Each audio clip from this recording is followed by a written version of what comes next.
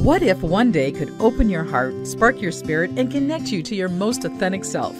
That day is Saturday, August 23rd from 10 to 6 at the Litz Rock Shops Woo Woo Festival at the Taylors Falls Memorial Community Center, located at 312 Government Street in Taylors Falls. Explore tarot, oracle, psychic, and mediumship readings. Listen to inspiring speakers covering fascinating metaphysical topics. Soak in the calm tones of live hand pan music. Shop handcrafted goods, crystals, metaphysical tools, books, and more. It's just $5 cash at the door as a free will offering. And remember, Taylors Falls is a destination. Come out for the festival and stay to explore the natural beauty, historic charm, and energy of this incredible town. And yes, there will be walking tacos. The Let's Rock Shops Woo Woo Festival, Saturday, August 23rd from 10 to 6 at 312 Government Street, Taylors Falls Memorial Community Center. Just $5 at the door. Come for the woo, stay for the wonder, and the walking tacos. The views expressed and the opinions given by the individual host, guest, random reptoid, or chupacabra may not necessarily reflect those of AM 950 Radio, its affiliates, or its sponsors. Now, it's time to step into the unknown.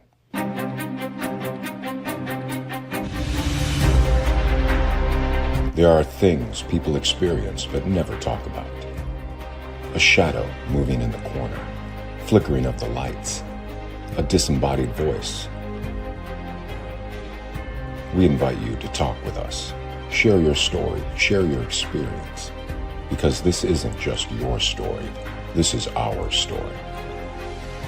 This is GhostBox Radio with Greg Bakun. And this is GhostBox Radio on AM 950, where every night we talk about the paranormal, ufology, Bigfoot, and so much more. My name is Greg Bakun. Thank you very much for joining us. I consider this one of those special episodes of GhostBox Radio because I'm really excited about this. This is, we've had conversations about Bram Stoker on the program a number of times. I do not hide the fact that I am a big fan of his work. I'm a big fan of Dracula. I'm a big fan of horror altogether. And we're going to take a very unique perspective at this today, as I'm really excited because we're going to be talking to Dacre Stoker. And he's a great-grandnephew of Bram Stoker, and the New York Times and international best-selling co-author of Dracula, the Undead, and Dracula. Dacre is also the co-editor of the Lost Journal of Bram Stoker, The Dublin Years. He has published Stoker on Stoker, Dracula Revealed, a companion book to his informative audio-visual presentation. In 2022, Dacre and Robert 18 Basang published Dracula Annotated for the 125th anniversary, a culmination of years of research. This version includes many of the passages edited out of the final Dracula typescript, which I really want to kind of get into here, including the first 3 chapters and the original ending.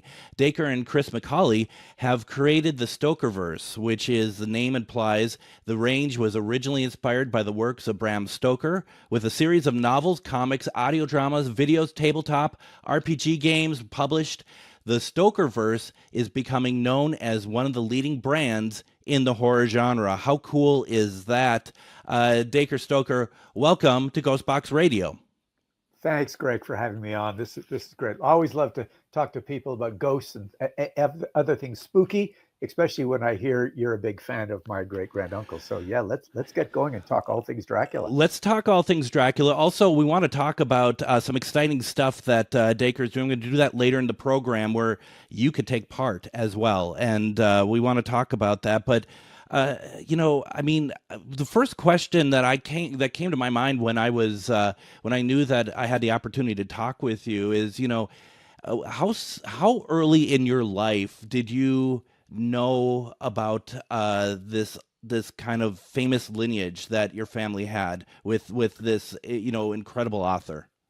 So it's kind of disappointment to many people to think, well, all the Stokers grew up like the Munsters or the Addams family, and it's just another chapter, right. But in reality, here's the short and dirty. Bram was one of 7 children. His youngest brother George was my great grandfather. George had a son and a daughter. The daughter never married. The son actually moved to Montreal, Canada after World War One. He helped actually start the Montreal Stock Exchange. So Oh, wow. maybe that's a spooky side. Who knows? Yeah, right. But, his father was a doctor, George was. And so Tom came to Canada, and that's how we started our side of the family. And I really didn't get it until probably about the age of 12, when around Halloween, people would come to the doors, oh, trick or treat. Oh, the Stokers, what are you going to do? Give us candy or take our blood? And I, Dad, what's going on? And he said, well, we've got this famous relative, Uncle Bram. He wrote Dracula. Now, this is early 70s. Not a whole lot had really come out about Bram. Yes, films had been out there since 22 Nosferatu and 31 Bela Lugosi and so on. But I really wasn't exposed to that stuff until I'm off to high school and I see, the Fearless Vampire Hunters, and it's a Polanski film. And I see, based loosely on the story Dracula by Bram Stoker. All my classmates are like, giving me noogies and everything. Oh, look, Stoker, your name's on the screen. and so again, I called Dad and I said, what's going on? He said, well, I'll send you a couple of articles. So that's when, luckily, McNally and Florescu wrote the book In Search of Dracula. I took a look at that and I began to understand, that this famous relative of ours not only wrote a book famous in literature, but also in popular culture, how it inspired film and stage and, all kinds of other things, costumes and musicals and comedies. So that was the very beginning, sort of somewhere between the age of 12 and 17, I got a taste of it, Greg. Yeah. But it wasn't until I really got interested in looking into family lineage, first with George Stoker, who was a doctor who invented ozone therapy, if you can believe it. And then it led on to, Uncle Bram.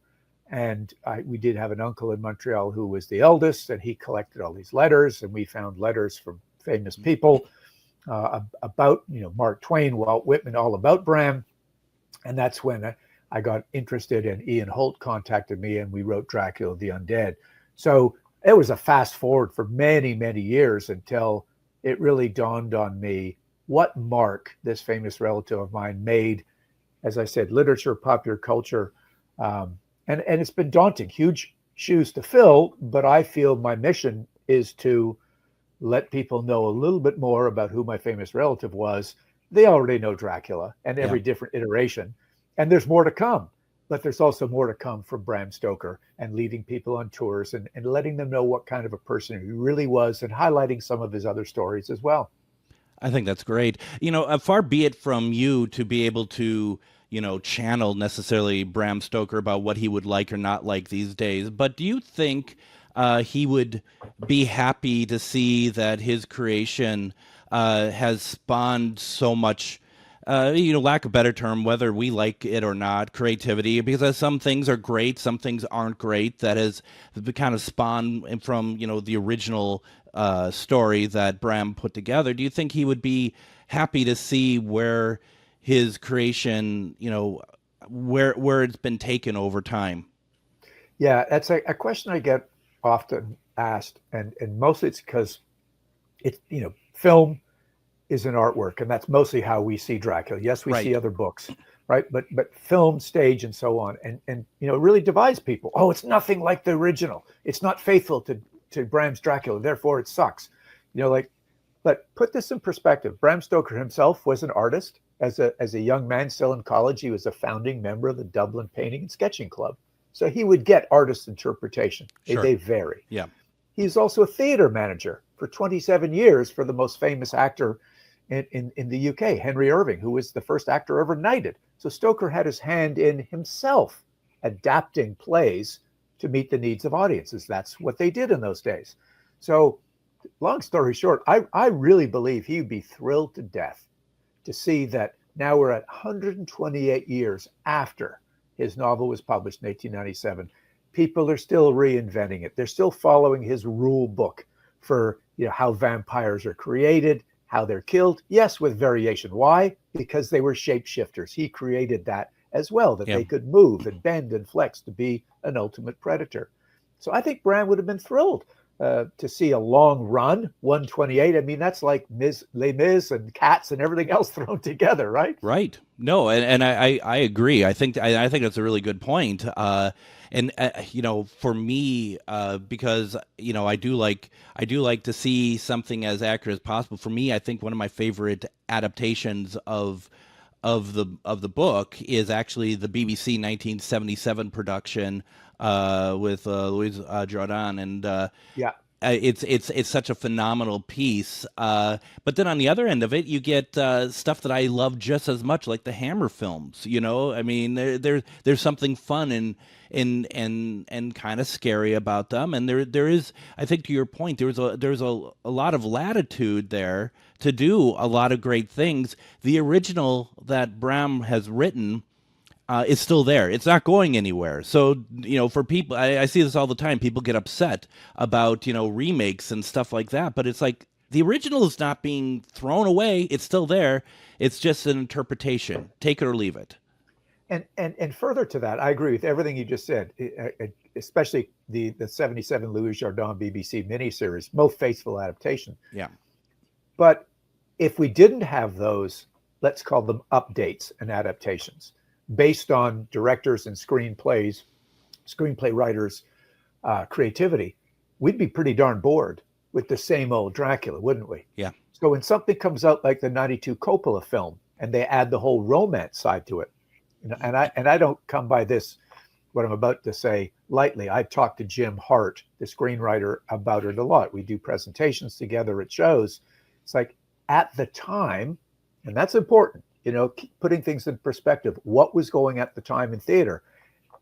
All the Hammer films had happened and so on, but now they were looking for something a little more female-oriented, that romance side of Dracula, and that hit the mark perfectly with Winona Ryder playing Nina, coming back as reincarnated Val Dracula's wife. So that was done well. They even did a good job interpreting how Vlad the Impaler got turned into a vampire. And I'd like to talk to you a little bit about how Bram Stoker did it in his research, but those are art forms, Greg. Yeah. And it was really, and it's been done differently. BBC did that recently with a Netflix co-production, a 3-part series, which knocked people's socks off, especially episode 3. Oh yeah. But it's all good entertainment, isn't it? It is.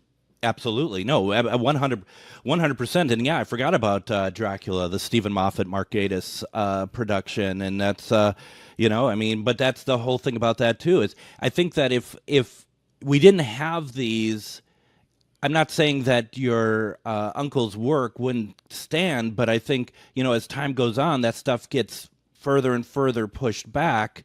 And it runs the risk of not being as relevant anymore. So when we're updating things, it gets people excited in that. And then when they see it's based on something, I feel like a lot of people then want to go back and maybe go back and re-examine the original or read it the first time. And I get that a lot. It's funny. It's almost like you're giving me the script. I hear that at conventions all the time. Oh, thank you, Dacre. What you've done. Number one, Holt and I wrote Dracula the Undead, a sequel. J.D. Barker and I wrote Dracula the prequel. You forced me to go back and look at Bram Stoker's book again. Yeah. And it's like an onion. Every time you go back and read it, there's a little something. So I'm going to hit you with something just now on this. Okay. Because it's just recently come to light with me as I'm preparing, if you can believe it, to go to Little Rock, Arkansas in a few months to give a presentation to the School of Neurology. There were some professors there doing some research on Bram Stoker's brother, Thornley Stoker, the famous Sir William Thornley Stoker, who was a brain surgeon very early, late 1800s, who helped Bram write Dracula. Okay. So this is back to the typescript. When I analyzed that, owned by Paul Allen, I got to see different handwriting in the typescript, and I was able to identify it as Thornley's.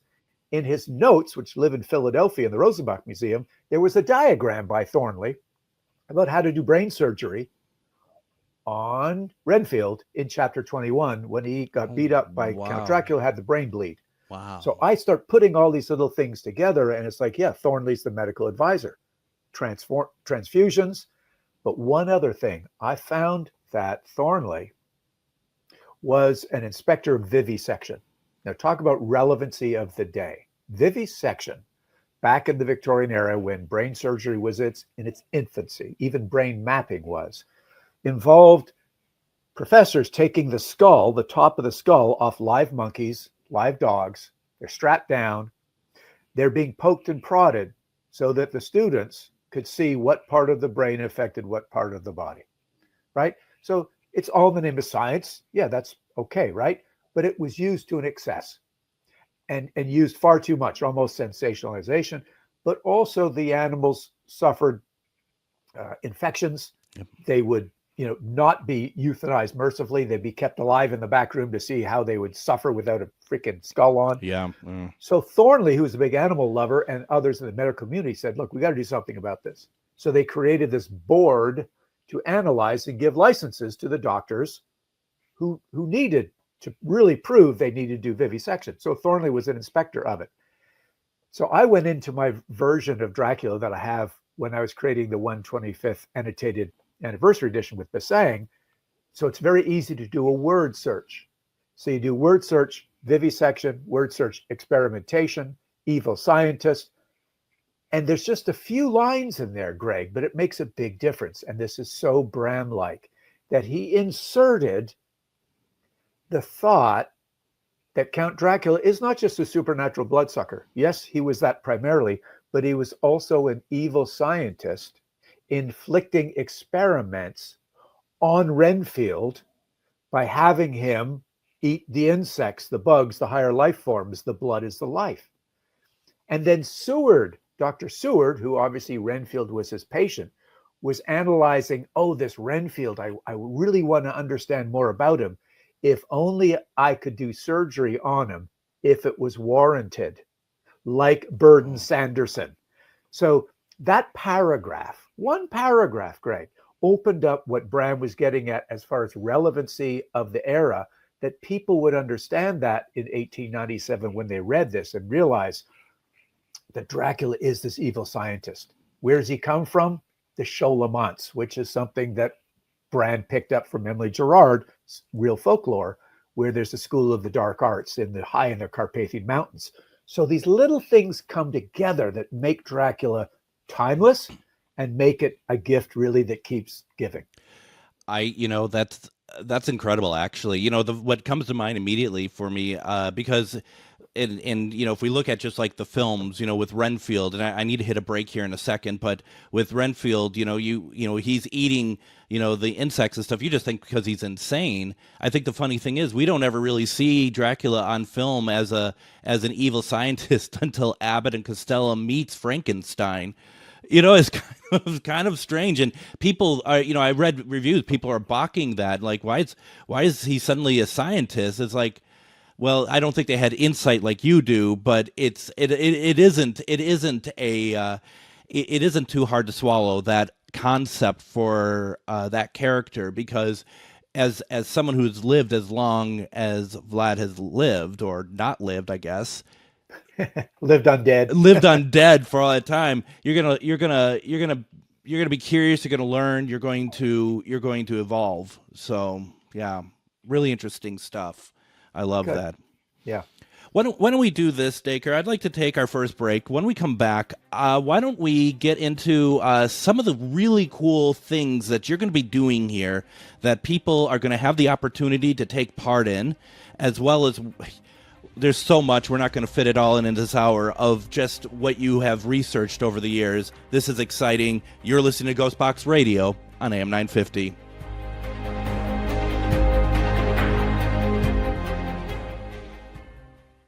Greg Bakun here. I've told you about the out-of-the-world roast beef sandwiches at Maverick's Real Roast Beef, but I haven't told you about their Philly steak sandwiches, turkey bacon avocado sandwich, BLT, crispy chicken, fish sandwiches, brisket, or pulled pork. Okay, you get the idea. They make a lot of delicious food to the same standard as their famous roast beef sandwiches, and now I'm starving. I'm going to go to Maverick's Real Roast Beef off Lexington and Roseville, and you need to go too. Check out their menu at mavericksbeef.com. What if one day could open your heart, spark your spirit, and connect you to your most authentic self? That day is Saturday, August 23rd from 10 to 6 at the Litz Rocks Shops Woo Woo Festival at the Taylors Falls Memorial Community Center, located at 312 Government Street in Taylors Falls. Explore tarot, oracle, psychic, and mediumship readings. Listen to inspiring speakers covering fascinating metaphysical topics. Soak in the calm tones of live hand pan music. Shop handcrafted goods, crystals, metaphysical tools, books, and more. It's just $5 cash at the door as a free will offering. And remember, Taylors Falls is a destination. Come out for the festival and stay to explore the natural beauty, historic charm, and energy of this incredible town. And yes, there will be walking tacos. The Let's Rock Shops Woo Woo Festival, Saturday, August 23rd from 10 to 6 at 312 Government Street, Taylors Falls Memorial Community Center. Just $5 at the door. Come for the woo, stay for the wonder, and the walking tacos. Have you ever met someone who not only can help you on a deep spiritual level, but also potentially change your life? Refined Divine is an extremely gifted psychic medium who travels the nation and lives right here in the Midwest. And she offers mediumship, mentorship, house and business parties, energy healing, palm readings, and so much more. Refined Divine has helped thousands, and she can help you. Hi, this is Psychic Medium Deb. I cannot wait to hear from you. You can go to refineddivinepsychic.com. Greg Bakun here. I love historic tours of Minneapolis and seeing everything it has to offer. But if you know me, I like to include a little spooky in my tours, which is why I found the perfect combination. Minneapolis Trolley Tours does this amazing candlelight ghost tour that you have to check out. It's an extremely immersive experience. It's a trolley trip that starts out at a haunted mansion, traveling around Minneapolis locations exposing ghost stories that the public and business owners would rather left untold. Then a tour of the aforementioned haunted mansion where ghosts of past residents from the 1800s reside, plus a lot of surprises to discover. Next, experience Gertrude's After Hours. Did I mention Gertrude is the mansion's most famous ghost? Maybe she'll show up. And you finish up the tour at Gertrude's Lounge in the haunted basement of the mansion with refreshments and Q&A. The trolleys are climate controlled and the mansion is restored to perfection. Check out MinneapolisTrolleyTours.com for more information. And welcome back to GhostBox Radio on AM 950. My name is Greg Bakun. Thank you very much for joining us. We have a pretty exciting episode tonight. What's happening now is we have with us Dacre Stoker, the great nephew to Bram Stoker, and we just are having a great conversation. But there's some stuff that we feel like it's really important to let people know because through Dacre here, as well as Mysterious Adventure Tours, there's opportunities to take part in certain things. And Dacre, should we start with there's this giveaway that is happening that is pretty exciting, and I was wondering, do you want to talk about it, and I can kind of help fill stuff in if need be? Yeah, that would be great if you can come in with the actual details and how people can find us, because all this stuff's going to be either on Facebook or on a webinar. But you got to sign up. Mysterious Adventure Tours is doing a great job giving me a forum to talk to people, let them know what's going on. So the first thing on the 19th is I'm actually giving a free webinar. Giving some down and dirty details about how Bram found Romania, even never going there, what books he looked at, how did he come up with the name Count Dracula, and also how did he actually come up with Dracula's castle and where is it actually located. So that's going to be about a 30-minute webinar with some Q&A. Cool. And we're also giving away something I created myself, which is one of these Bram Stoker bobbleheads. That's going to be part of the giveaway on the 19th. Now, the other thing we're doing a little bit later on is actually promoting the Vampire Ball in Romania at Bram Castle, also known as Castle Dracula. So during these tours that we're running, we're going to actually have a ball, and not just the whole tour. I mean, a specific ball on Halloween night, the 30th. That's cool. But it's going into 2 a.m. So we actually go into Halloween day. So from 6 o'clock till 2 a.m. on October 30th, private party inside Bram Castle with DJ, dancing, music, and I'm going to be debuting a very interesting game that I have created for all the participants to be played. It takes about an hour to play this game involving cards and powers and all this other cool stuff. Cool. So Greg can tell you some details about how to sign up for both of those things, but it's also a chance. I love to meet the fans of Bram Stoker, of Dracula. I love to meet the people who've read my books. I love to take people to Romania. I've been there now 15 times and show them the intimate connections between the old folklore and superstition, the modern day Romania, where in some places not a lot has changed, and some very modern, very safe place to go. Don't worry about carrying your garlic or sunscreen. So, the once again, you can win a ticket to Dracula's Vampire Ball at Brand Castle in Romania. They're giving away 2 tickets to the exclusive Dracula's Vampire Ball at Brand Castle, as Dacre had said. Each winner will receive 1 ticket to the event. It's a $500 value, folks. It's a very, I mean, this is a big deal. And to be able to sign in, you need to go over to mysteriousadventuretours.com. What I'm going to do, because it's a kind of a longer link, I don't expect people to remember it, I'm going to make sure that I'm putting it into all of the show links so that you have an opportunity to win, because on August 28th at 7 p.m. Eastern Standard, so it'd be 6 p.m. Central Standard Time, they're going to go live on Facebook with Dacre, and you're going to reveal who the winners are, aren't you? Yes, that's the fun part, is through modern technology. Maria Schmidt with Mysterious Adventures Tours and Kayla and Maya, they've all figured out things like these wheels that turn around to show right then and there of all those people that have signed up who gets to win. And I send the bobblehead sign from here. They obviously make all the arrangements for the tickets. But as Greg said, yeah, it's $500, but it's dinner. It's exclusive access to the castle, not with 1,000 other people. There will be our 100 people at the party, and that's it. So you get tours, you get to play in there, you basically get to hang around in one of these most revered places in the horror world, for a good amount of the evening and early into the next morning.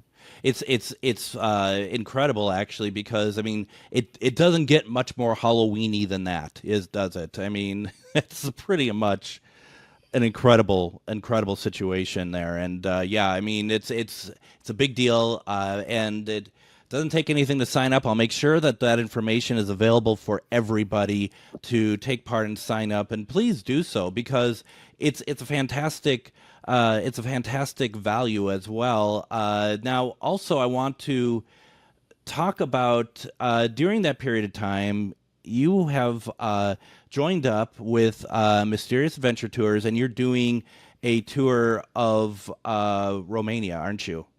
Yeah, it's a 12-day tour. Starts in Bucharest, and it's sort of a big circle. And what we do is we see places associated with Vlad Dracula, with Count Dracula, so the fictional count. We actually go to Sighișoara, this beautiful medieval walled city that's a UNESCO place of heritage place. We see the house, or the footprint of the house that Vlad was born in, 1400s. We go to a fortress, Vlad the Impaler's fortress, high up on a mountain, Ponari fortress.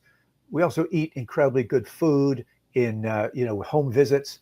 We get to taste good wine. We see other castles besides Brand Castle. We get to see Corvin Castle, also known as Hunedoara Castle. We see, just the lifestyle in rural Transylvania, also in metropolitan areas. It is a gorgeous country, Greg. The people are very welcoming, but it also gives me a chance to put into perspective, like we said at the top of the show.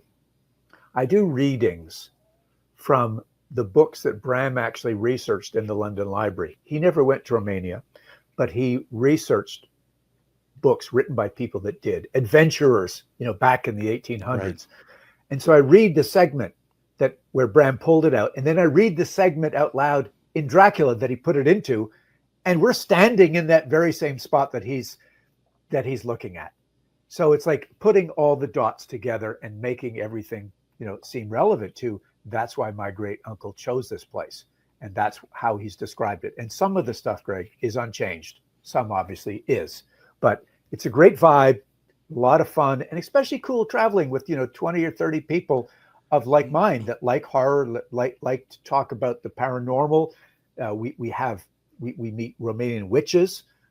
So it's not all just Dracula. These people really give us insight, do blessings and so on, talk about some of the occult side of things, superstitions and folklore. So great mix for 12 days with me and fellow people in Romania, October 27th to November the 4th. And November 7th. And here's the thing about that is that if you're going to go, because people listening, we all vibe the same way. We all want to have that true experience of that sort of when you think of that country, you think of you kind of start thinking about all the Dracula stuff and everything that goes with it. And I wouldn't want to go there unless I had someone like you who could really enrich the experience. I mean, you can go there and you could do your own thing and probably have a pretty darn good time, or you can take this tour that's coming up that they are still have some room for. You can go over to mysteriousAdventureTours.com. You can look up Dracula's Haunted Halloween Romania tour. I'll put the link in as well. And you're going to have somebody who knows it as good as anyone possibly could about the stuff we're interested in. That's the part that I'm really excited about. I would love to be able to go to these places and listen to you really give us some perspective on these locations. They've also done something interesting as well that I've never seen a tour company do. They've created a no interest payment plan. So if the bill is a little bit tough, it's $350 a month for 10 months, no interest. So Maria Schmidt wants to make it affordable, wants to make it easy for people to go to. That's really good.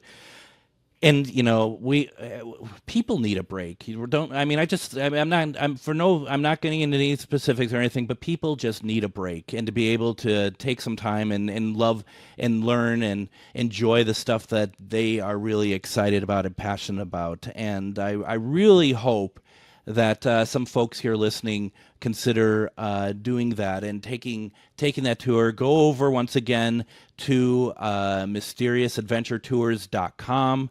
I'm going to put the link into everything that I put to the show and beyond so that people have an opportunity to take a look. And once again, that tour, which is called Dracula's Haunted Halloween Romania Tour with Dacre Stoker, is October 27th through November 7th this year. It's coming up fast. We know it's not a lot of time to prepare, but you know what? It's still a couple months out, plenty of time to kind of get things figured out. And yeah, with that no interest payment plan, that's kind of cool. It makes it very affordable to a lot of people. They should hopefully check it out. That's neat.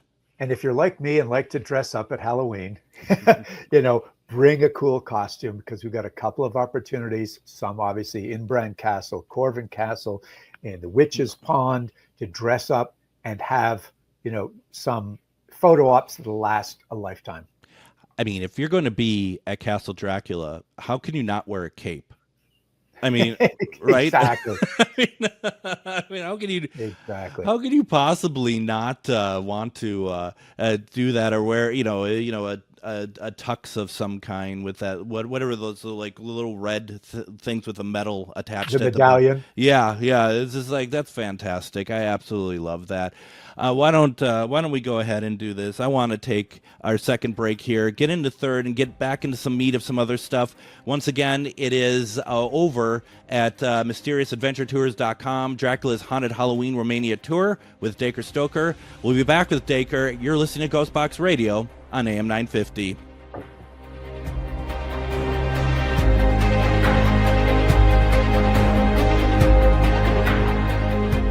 Greg Bakun here. I've told you about the out-of-the-world roast beef sandwiches at Maverick's Real Roast Beef, but I haven't told you about their Philly steak sandwiches, turkey bacon avocado sandwich, BLT, crispy chicken, fish sandwiches, brisket, or pulled pork. Okay, you get the idea. They make a lot of delicious food to the same standard as their famous roast beef sandwiches, and now I'm starving. I'm going to go to Maverick's Real Roast Beef off Lexington and Roseville, and you need to go too. Check out their menu at mavericksbeef.com. What if one day could open your heart, spark your spirit, and connect you to your most authentic self? That day is Saturday, August 23rd from 10 to 6 at the Litz Rocks Shops Woo Woo Festival at the Taylors Falls Memorial Community Center, located at 312 Government Street in Taylors Falls. Explore tarot, oracle, psychic, and mediumship readings. Listen to inspiring speakers covering fascinating metaphysical topics. Soak in the calm tones of live hand pan music. Shop handcrafted goods, crystals, metaphysical tools, books, and more. It's just $5 cash at the door as a free will offering. And remember, Taylors Falls is a destination. Come out for the festival and stay to explore the natural beauty, historic charm, and energy of this incredible town. And yes, there will be walking tacos. The Let's Rock Shops Woo Woo Festival, Saturday, August 23rd from 10 to 6 at 312 Government Street, Taylors Falls Memorial Community Center. Just $5 at the door. Come for the woo, stay for the wonder, and the walking tacos. Have you ever met someone who not only can help you on a deep spiritual level, but also potentially change your life? Refined Divine is an extremely gifted psychic medium who travels the nation and lives right here in the Midwest. And she offers mediumship, mentorship, house and business parties, energy healing, palm readings, and so much more. Refined Divine has helped thousands, and she can help you. Hi, this is Psychic Medium Deb. I cannot wait to hear from you. You can go to refinedivinepsychic.com. Greg Bakun here. I love historic tours of Minneapolis and seeing everything it has to offer. But if you know me, I like to include a little spooky in my tours, which is why I found the perfect combination. Minneapolis Trolley Tours does this amazing candlelight ghost tour that you have to check out. It's an extremely immersive experience. It's a trolley trip that starts out at a haunted mansion, traveling around Minneapolis locations exposing ghost stories that the public and business owners would rather left untold. Then a tour of the aforementioned haunted mansion where ghosts of past residents from the 1800s reside, plus a lot of surprises to discover. Next, experience Gertrude's After Hours. Did I mention Gertrude is the mansion's most famous ghost? Maybe she'll show up. And you finish up the tour at Gertrude's Lounge in the haunted basement of the mansion with refreshments and Q&A. The trolleys are climate controlled and the mansion is restored to perfection. Check out MinneapolisTrolleyTours.com for more information. And welcome back to GhostBox Radio on AM 950. My name is Greg Bakun. Thank you very much for joining us tonight. Tonight we have very special guest, Dacre Stoker, the great nephew to Bram Stoker, and also the Keeper of the Light. I know there's a lot of people doing that in a sense, but it's what, Dacre, what you're telling me when I've been reading about, boy, you've been really, you've been really bringing a lot of clarity and give us information about Bram and his work. And, as you and I talked before the show, not just about Dracula, about all sorts of things that are connected to Bram. And I'm hoping at some point, depending on your schedule, we can get you back here to explore other areas other than just Dracula, because there is so much more to him that I would love to talk about with you. But being a Dracula fan, as I am, and I remember reading it the first time in high school, and the stuff set in Whitby, there's shots of, not shots, we're talking about a book, but to me, in my mind, it was shots of Dracula out in daylight, and the way that Bram described what he was wearing and stuff. I don't know, it came across to me as a painting. It just really came to life for me. And all those years later, when I see different areas, when I've seen Whitby, I've been out to Whitby, it matched my imagination. It matched what he had written just perfectly. It's incredible stuff. So let's talk about this. We talk about, I'm a big fan of the UK. I'm a researcher of different aspects of it.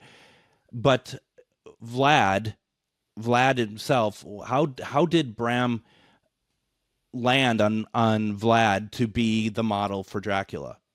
Well, it's a funny thing you say Whitby and researcher, because Bram himself was a serious researcher as a student, as a clerk in the Petty Sessions legal department before he came to London, but also for his writing. In Bram's notes for Dracula, he listed all the books that he used for his research, just like you would do or I would do as a student, right? Absolutely. So we've been able to dig into those books. They've all been discovered in the London Library and some actually in the Whitby Library. So when you were in Whitby, I don't know if you went to Quayside Restaurant, but that used to be the subscription library where there was a book in there by William Wilkinson called The Accounts of Principalities of Wallachia, Moldavia. And it had a passage that Bram took out of that book and put into his notes that said Dracula in the Wallachian language meant devil. It was used for someone who displayed courage, cruel action, or cunning. Bram took that passage and almost used it word for word in his novel when Van Helsing explained who this Dracula was. But the key was Dracula meant devil. But we also know Wilkinson didn't get it all right. It meant dragon, Order of the Dragon, all that stuff that his father was. Sigmund was mounting sort of a Christian brigade to hold off the Ottoman Empire. They were Order of the Dragon. So Vlad was a son of a guy in the Order of Dracul. Add the A to the end, Dracula, son of Dracula. But that's not all. So that's where he got the name. He never called him Vlad in the whole story. No. Never called him Tepesh in the whole story. That was added by other people in film. But he never saw any photographs. There was 2 paintings of Vlad in Vienna, a couple other places. Bram never saw those, but he saw Henry Irving playing the role of Mephistopheles, the devil, assistant to the devil, on stage 20 some odd years. I believe, Greg, he merged them together. The image of Henry Irving playing this devil, he was looking for a devil incarnate. Now, again, word search Dracula, you'll find the name devil comes up many times. And that's what Count Dracula was. He was the devil on earth. So he needed a real historical character with an appropriate backstory as Vlad Tepesh, all these atrocities that he did to his own people as well as to his enemies. He was a real badass for 7.5 years. The guy got a hell of a reputation, right? So that's where Bram came up with this idea. And it's stuck. Now, if you really want to analyze this, look into the films and you'll see that different films slowly integrated the concept that Dracula was Vlad. The 92 Coppola did a great job. Yep. One with Jack Palance did a great job. And each of them have their own iteration. Dracula Untold with Luke Evans did a whole film on how Vlad the Impaler became Count Dracula. So Bram suggested it, and others have really taken and gone with it, but it works. So that's our guy Vlad, and that's why on these tours we go see these places, and we may honor that he did other things that made him famous and protected his people from the invading Ottomans for time. So he was really special guy. He wasn't a vampire. He wasn't a blood drinker, but he was bloodthirsty, let's say. Yeah. Yeah. I was curious, and I'm not sure if I'm gonna question, I'm gonna word this correctly. It was something that came on my mind. I remember, especially, with the original novel, with some of the early films, we don't really, we don't know the backstory in the way that, say, the 1992 film really sets it out. It's kind of the precursor to the start of the film, really. Do you have, obviously with you doing these tours and stuff, being able to have this backstory is very nice. Do you see, had you ever had any thoughts about what if he just we didn't know his backstory? He was just mysterious because it always seemed like he was just, we didn't necessarily really know where Dracula came from. And that in some ways that's almost more frightening because it's like, what is this? I agree. I think in the novel it's by design. That's Yeah. why he's only in about 25% of the pages. Yeah. Is that he is mysterious and he only exists in the heads of the characters who are writing their journals, their letters, their diaries. The epistolary style that the novel was written in is many different points of view. And I got to come on another show with you sometime because I love the way you think. But that's a movie in itself. Yeah. And it's actually a hurdle in itself. And how do you make a film when it's in about 8 different points of view, multiple set changes, very confusing. But that's why the novel is not necessarily an easy read, but that's where Dracula exists in the minds of the characters, and it manifests in different ways. So in a way, finding all this info about Vlad Dracula was an aid to me and other tour guides, because we can say, hey, he's loosely based on this, let's look at his backstory. Let's look at the places where he impaled people. Let's look at the palaces he was in. Let's look at the fortress, Punari Fortress. And we can honor who he was and what he did, but let's keep it in perspective. And let's go to Bran Castle, because he wasn't in Bran Castle. He didn't rule there, but that's where Bram Stoker used as his fictional castle base, or part of it anyway. And I want to get to that, but also before that, because I think there's a really nice continuation there, because I'm thinking to myself, if we found out like the backstory of Dracula was actually in the UK, it probably wouldn't be as good. But the fact of where the backstory took place, when we get to that, when we finally have that explored more, it's the perfect place for that because of the folklore, the curses, everything. And people could look at that, and they do so in the films of like, oh, we don't take any heed of it. And some are very much like, this is very serious, only to find out it's very serious, it's real. And so we go to Castle Dracula. How did he pick that? How did he pick that castle? Well, as I said earlier in the show, he'd never been to Romania, but luckily, a number of adventurers did. Charles Bonner was one of them, and Elizabeth Matticelli was another. They both wrote books, and in those books, each book, and now I have original copies of first editions of those. That's how crazy I am about getting to the source of this. Yeah. There was a sketch in each of those books of Bran Castle. It was called Turesburg at the time. And it's the sketch exactly as Bran Castle is sitting up on this big precipice. And I am convinced the way I see Bram Stoker looking at that picture and then describing the exterior of the castle, just as you would be looking at the picture. And to go a step further, you said about 15 minutes ago, and I didn't interrupt you because I thought it was too good, Bram Stoker writes with the eye of a painter. Yeah. He really was a founding member of the Dublin Painting and Sketching Club. And a journalist from Detroit actually did a review of Dracula and said Bram Stoker writes with the eye of a painter. Wow. And I think that's the painter in Bram coming out, needing to look at something and describing the exterior of this castle. So that's one half of the castle. But I also know he wrote the book while he was in Cruden Bay, Scotland, north of Aberdeen. Like Whitby, he went there for more than one holiday. Whitby, he only went once in 1890, but he was in Cruden Bay between 1892 and 1911. And there was a gorgeous castle. Listeners, you guys can Google Slains Castle. It's now a ruin, but it wasn't then. It was a beautiful castle, owned and run by the Earl of Errol. And Bram was invited into the castle.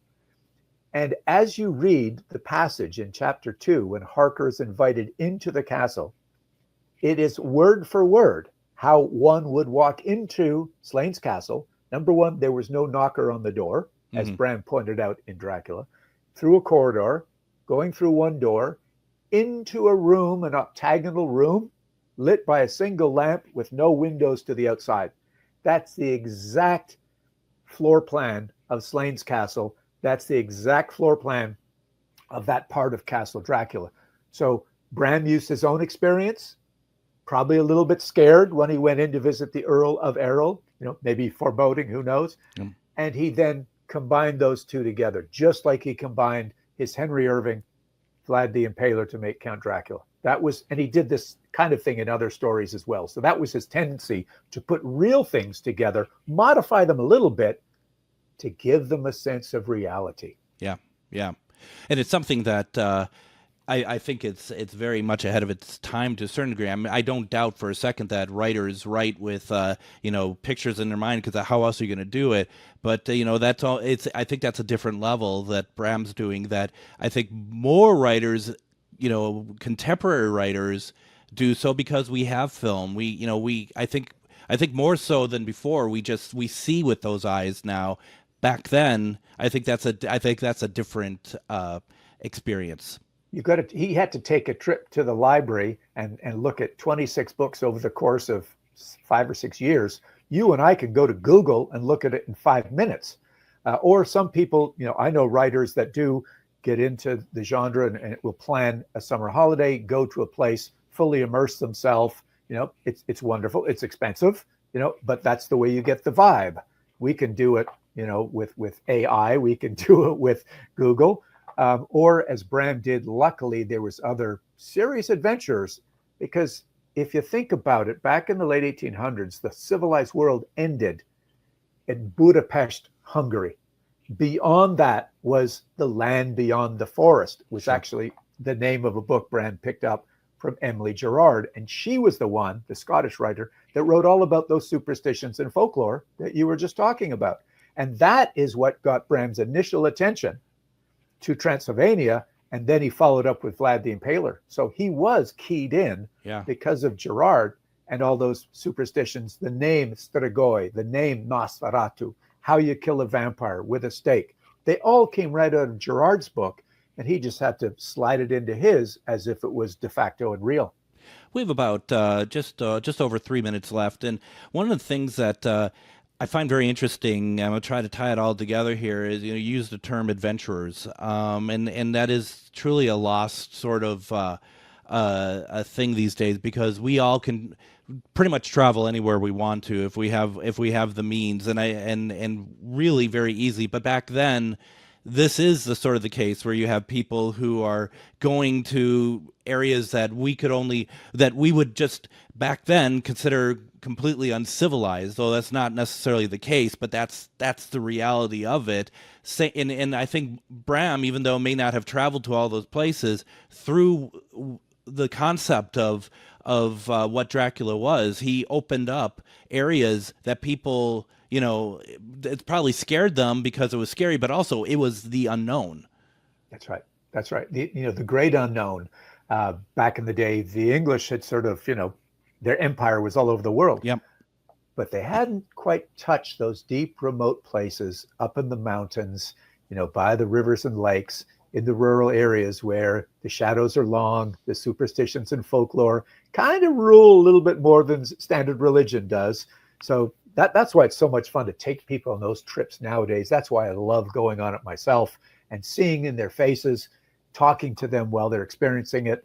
It's old hat for me, but nothing is old hat when I see the look on faces of good horror fans. Right. I couldn't even imagine. As we have just a couple minutes left, I just want to kind of quickly run through again some key dates here, because you don't want to miss these. First of all, there is a webinar on August 19th at 7 p.m. Eastern Standard Time. It's going to be about a 30-minute discussion talk by Dacre, and there's going to be time for question and answer afterwards. But also there is a Dracula Ball giveaway contest. We talked about that earlier through Mysterious Adventure Tours. I'll put the link out there, but sign up soon, because on August 28th there's going to be a Facebook Live where Dacre is going to pick the two winners of this ball. You do not want to miss that. And then also, if that's not cool enough, the biggie, October 27th through November 7th